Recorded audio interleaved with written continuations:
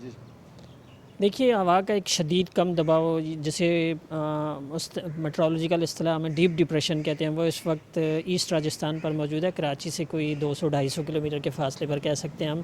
اور اس کی ڈائریکشن جو ہے ویسٹ ورڈ ہی ہے، یعنی مغرب کی جانب ہی اس کا ایک طرح سے ٹریک ہے۔ تو جیسے وہ ہمارے ایریا کے قریب آئے گا تو پھر ظاہر ہے پورے سندھ میں کچھ ایریاز میں تو شروع بھی ہو چکی ہیں بارشیں، یعنی تھر پارکر اور بدین اور اسی طرح سے عمر کوٹ اور میر پور خاص کے کچھ علاقوں میں ابھی بارش چل رہی ہے۔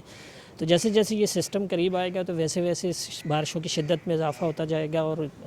نواب شاہ سے نیچے نیچے جتنے ڈسٹرکٹس ہیں اس میں کراچی، ٹھٹھہ، سجاول، بدین، تھر پارکر، عمر کوٹ، میر پور خاص، ٹنڈو محمد خان، ٹنڈولا یار اور حیدرآباد میں ٹیاری اور پھر نواب شاہ اور سانگڑ، یہ جو تمام ڈسٹرکٹس ہیں ان ڈسٹرکٹس میں بہت زیادہ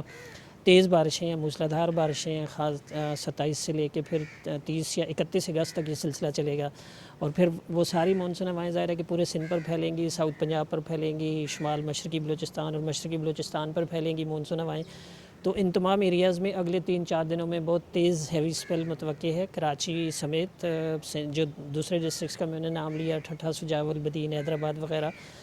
تھر پارکر خاص کر، ان تمام اضلاع میں تیز بارش کے نتیجے میں اربن فلڈنگ اور جو نشیبی علاقے زیر آب آنے کا خطرہ ہے، اربن فلڈنگ کا خدشہ بھی موجود ہے